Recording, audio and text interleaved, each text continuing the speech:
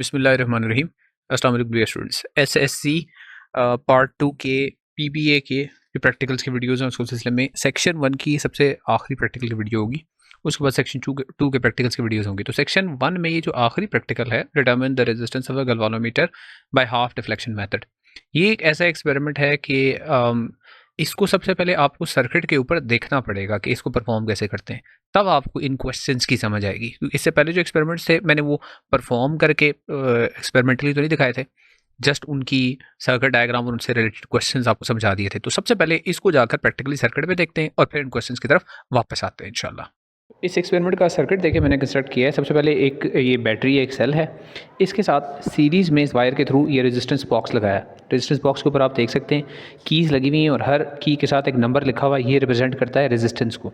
तो अगर कोई की भी मैंने अभी नहीं निकाली हुई तो इसका मतलब रेजिस्टेंस 0 है। जितनी रेजिस्टेंस मैं ऑफर करना चाहता हूँ सर्किट में, उसकी की इस रेजिस्टेंस बॉक्स में से निकाल देंगे। तो जब की रेजिस्टेंस बॉक्स में से निकाल देंगे तो वो रेजिस्टेंस सर्किट के अंदर प्रोड्यूस हो जाएगी। उसके बाद यहाँ से वायर दूसरी ली है जो रेजिस्टेंस बॉक्स के दूसरे टर्मिनल से है, ये मैं यहाँ कनेक्ट कर दूँगा गैल्वानोमीटर के साथ, और गैल्वानोमीटर से वापस वो आएगी वायर इस बैटरी में। तो गैल्वानोमीटर के देखिए 3 टर्मिनल्स हैं। पहला ये नेगेटिव टर्मिनल है, उसके बाद एक G0 एक G1 लिखा हुआ है। तो ये जो 2 टर्मिनल्स हैं G0 G1, इन दोनों के साथ इंटरनली एक रेजिस्टेंस लगी हुई है जिसकी हमने वैल्यू फाइंड आउट करनी है। तो हम जिस टर्मिनल के साथ ये वायर कनेक्ट करेंगे उस टर्मिनल की इंटरनल रेजिस्टेंस ही फाइंड होगी। तो जैसे देखिए ये मैं वायर जो है जो रेजिस्टेंस बॉक्स से आ रही है, ये गैल्वानोमीटर के दरमियान वाले टर्मिनल के साथ कनेक्ट करता हूँ। तो जैसे ही मैं कनेक्ट करता हूँ सर्किट कंप्लीट होता है, गैल्वानोमीटर में मुझे फुल स्केल डिफ्लेक्शन देता है। ये फुल स्केल डिफ्लेक्शन शो कर रही है कि ये बहुत सेंसिटिव गैल्वानोमीटर है, थोड़ा सा भी करंट होगा तो ये फुल स्केल डिफ्लेक्शन शो करेगा।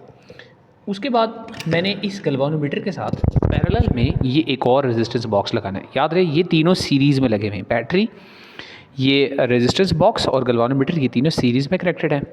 और इसी गैल्वानोमीटर के साथ मैं ये रेजिस्टेंस बॉक्स पैरेलल में कनेक्ट करना चाहता हूँ। तो पैरेलल में कैसे कनेक्ट करेंगे? गैल्वानोमीटर के साथ रेजिस्टेंस बॉक्स के एक टर्मिनल से एक वायर लिए, वो गैल्वानोमीटर के मैंने नेगेटिव वाले टर्मिनल के साथ यहाँ कनेक्ट कर दिए, और रेजिस्टेंस बॉक्स के दूसरे टर्मिनल से दूसरी वायर लेंगे और वो इस गैल्वानोमीटर के दूसरे टर्मिनल के साथ कनेक्ट कर देंगे। लेकिन जो दूसरे टर्मिनल से वायर आ रही है वहाँ मैंने बीच में एक की लगा दी है। की क्या करेगी? ये पैरेलल वाला जो रेजिस्टेंस बॉक्स है इसको ऑन ऑफ कर सकेगी। तो की के थ्रू ये वाली वायर अब मैंने इस रेजिस्टेंस बॉक्स गैल्वानोमीटर के साथ लगा दी है। तो अब ये देख सकते हैं कि रेजिस्टेंस बॉक्स जो दूसरा वाला है ये पैरेलल में कनेक्ट हो गया है इस गैल्वानोमीटर के साथ। अब सर्किट कंप्लीट हो गया। अब मैं इस सेल को इसके होल्डर के अंदर लगाता हूँ और फिर आगे देखते हैं कि क्या करना है हमने। सबसे पहले आपने, जब ये गैल्वानोमीटर आपको डिफ्लेक्शन शो करेगा, अब आपने क्या करना है, अच्छा ये वाली की ऑफ रखनी है शुरू में। ये जो पैरेलल वाली की है ये ऑफ है, यानी ये रेजिस्टेंस बॉक्स जो पैरेलल वाला है ये ऑफ रखना है। अब जब गैल्वानोमीटर आपको फुल स्केल से भी ज़्यादा डिफ्लेक्शन दे रहा है, अब इस रेजिस्टेंस बॉक्स में से रेजिस्टेंस अप्लाई करके उसकी इस डिफ्लेक्शन को हम लेकर आएंगे रेंज के अंदर। तो मैं यहाँ से एक रेजिस्टेंस को, एक रैंडमली रेजिस्टेंस की वैल्यू निकालता हूँ। जैसे मैंने अभी यहाँ से 5000 ओम्स की रेजिस्टेंस अप्लाई की है, उसकी वजह से ये गैल्वानोमीटर मुझे अभी डिफ्लेक्शन शो कर रहा है। आप देख सकते हैं डिफ्लेक्शन है इसकी 28। इसको मैंने किसी इवन नंबर पे सेट करना है तो अभी 28 पे मैंने इसको सेट कर दिया। ये पहला स्टेप है, रेजिस्टेंस बॉक्स से रेजिस्टेंस अप्लाई करनी है और गैल्वानोमीटर की डिफ्लेक्शन नोट डाउन करनी है। उसके बाद ये जो की है जिसको हमने ओपन रखा हुआ था, इसको अब क्लोज करेंगे। जैसे ये की क्लोज करेंगे आप देखेंगे गैल्वानोमीटर 0 डिफ्लेक्शन शो करेगा। देखें अभी गैल्वानोमीटर 28 शो कर रहा है डिफ्लेक्शन, लेकिन जैसे ही मैं की को क्लोज करता हूँ गैल्वानोमीटर 0 डिफ्लेक्शन शो करेगा। इसकी रीज़न अभी थोड़ी देर में बताता हूँ। अब आपने ये जो पैरेलल में रेजिस्टेंस बॉक्स लगाया हुआ है, इसमें से ऐसी रेजिस्टेंस निकालनी है कि जो पहले हमने इवन नंबर पर डिफ्लेक्शन सेट की थी, यानी 28 थी इस केस में, उसका हाफ हो जाए, यानी डिफ्लेक्शन हाफ हो जाए। इसलिए इस मेथड को हाफ डिफ्लेक्शन मेथड भी कहते हैं। तो यहाँ से देखिए मैं यहाँ से डिफरेंट कीज़ प्लग आउट कर सकता हूँ, लेकिन मुझे बड़ी की चाहिए तो मैं 50 वाली की प्लग आउट करके देखता हूँ 50 वाली से कि क्या होता है गैल्वानोमीटर में डिफ्लेक्शन होता है। जैसे ही मैंने 50 वाली की निकाली है, रेजिस्टेंस 50 निकाली है, तो डिफ्लेक्शन होगी है 10। It is not quite half. अब मैं डायरेक्ट 100 वाली की निकालता हूँ। तो जैसे ही मैं यहाँ से 100 ओम्स वाली रेजिस्टेंस लग आउट करता हूँ तो आप देखेंगे कि गैल्वानोमीटर मुझे डिफ्लेक्शन दे रहा है 40। इसका मतलब है 100 अगर ये शंट रेजिस्टेंस हो तो डिफ्लेक्शन हाफ हो जाती है। अब वैसे मुझे 100 पता कैसे है, यहाँ पे गैल्वानोमीटर में देखिए यहाँ पर लिखा हुआ है इसकी इंटरनल रेजिस्टेंस 100 है। तो अभी थोड़ी देर में मैं एक्सप्लेन करता हूँ कि जितनी इंटरनल रेजिस्टेंस है उतनी ही एक्सटर्नल रेजिस्टेंस क्यों होनी चाहिए। तो ये रीडिंग्स हमने एक्सपेरिमेंट से ऑपरेटर से कैसे लेनी ये भी मैंने समझा दिया। अब आपको वर्कशीट पे जाके बाकी क्वेश्चंस वहाँ पे बताता हूँ। अच्छा जी, अब सर्किट में हमने देख लिया कि कैसे हमने रेजिस्टेंस फाइंड आउट की थी। अब थोड़ा सा इस सर्किट को समझ लेते हैं। स्टार्ट में हमने ये कहा, बल्कि यहाँ पे नीचे जो क्वेश्चन है वो भी यही लिखा हुआ है।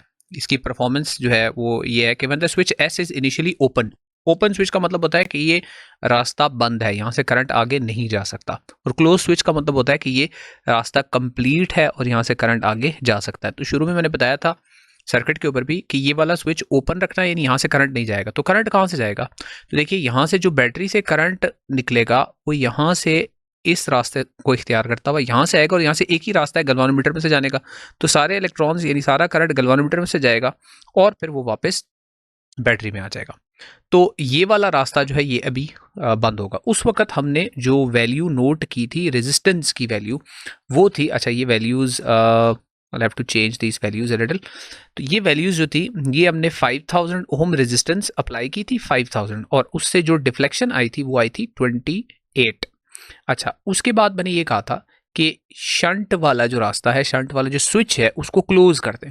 तो देखिए जब ये शंट वाला स्विच हम क्लोज करेंगे तो उसके बाद क्या होगा, जब इलेक्ट्रॉन्स बैटरी से निकलेंगे, जब करंट बैटरी से बाहर आएगा, अब जब वो करंट पहुंचेगा, नाम दे देते हैं इसको, इस पॉइंट ए पर पहुंचेगा, यानी यहाँ से इलेक्ट्रॉन्स यहाँ से इधर आए, वो इलेक्ट्रॉन्स इधर पहुंचे इस पॉइंट ए तक।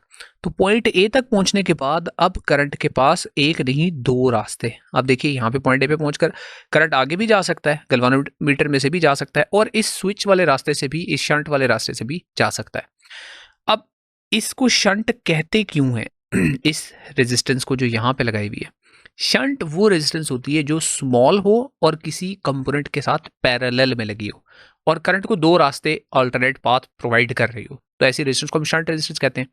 तो अभी मैंने सिर्फ ये स्विच को क्लोज किया, ये रास्ता मैंने कंप्लीट किया, इसमें से रेजिस्टेंस कोई अप्लाई नहीं की। तो देखिए जब इलेक्ट्रॉन इस जंक्शन ए पर पहुंचते हैं, अब उनके पास दो रास्ते हैं, एक रास्ता है वो गैल्वानोमीटर में से गुजरे और दूसरा रास्ता है इस दूसरे रास्ते में से गुजरे। तो इलेक्ट्रॉन्स हमेशा उस पाथ को फॉलो करते हैं जहां पर उनको रेजिस्टेंस कम ऑफर होती है। तो गैल्वानोमीटर के साथ तो इंटरनली एक रेजिस्टेंस लगी हुई है जिसकी हम वैल्यू फाइंड आउट कर रहे हैं, यहाँ पर तो रेजिस्टेंस है, ये रेजिस्टेंस उनको सफ़र करना पड़ेगी। लेकिन अगर वो दूसरा रास्ता इख्तियार करें तो उनको कोई रेजिस्टेंस सफ़र करनी नहीं पड़ेगी, तो वो यहाँ से गुजर के चले जाते हैं और ये वाला पाथ इख्तियार करते हैं। तो जब ये वाला पाथ होता है तो इसका मतलब है गैल्वानोमीटर में से कोई करंट नहीं गुजरता। तो जब आपने स्विच को क्लोज किया था, वहाँ रीडिंग में भी हमने देखा था, तो गैल्वानोमीटर ने जीरो डिफ्लेक्शन इसलिए शो की थी।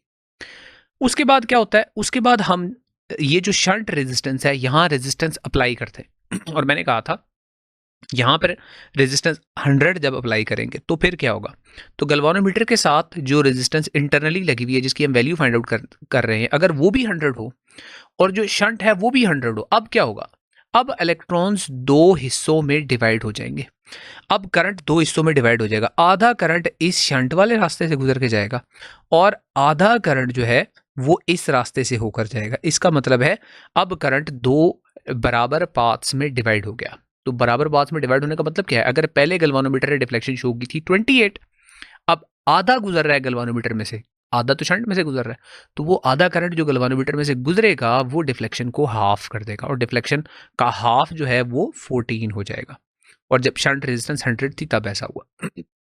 आखिर में देखें रेजिस्टेंस ऑफ गैल्वानोमीटर वो शंट के बराबर ही है, 100 ही है इसका मतलब है। वैसे इसका फॉर्मूला होता है भी नोट कर लें, आर ये वाली resistance into shunt resistance divided by R minus S. अगर इस फॉर्मूला में वैल्यूज भी पुट करेंगे तो आपका आंसर 100 ही आएगा। अब इससे रिलेटेड क्वेश्चंस देखते हैं। कंप्लीट द टेबल वो हमने कर दिया। Why does galvanometer show full scale deflection instantly? फौरन से फुल स्केल डिफ्लेक्शन शो कर रहा था अपरेटस के ऊपर, इसलिए कि गैल्वानोमीटर बहुत सेंसिटिव होता है। Galvanometer is a sensitive instrument, ये एक सेंसिटिव इंस्ट्रूमेंट है which shows full scale deflection with only few milliamperes current है। मिली एम्पेयर में करंट भी होगा तो फिर भी वो फुल स्केल डिफ्लेक्शन शो करेगा, सेंसिटिव बहुत ज़्यादा होता है. When the key K is closed, why does the galvanometer show zero deflection? तो आप ये बताएंगे कि there is an alternate path when key is closed, it provides the current an alternate path, एक अलग रास्ता, alternate path, and they do not, and electrons की बात है, current, and hence no current passes through galvanometer. Ji metre galvanometer है, ठीक है जी.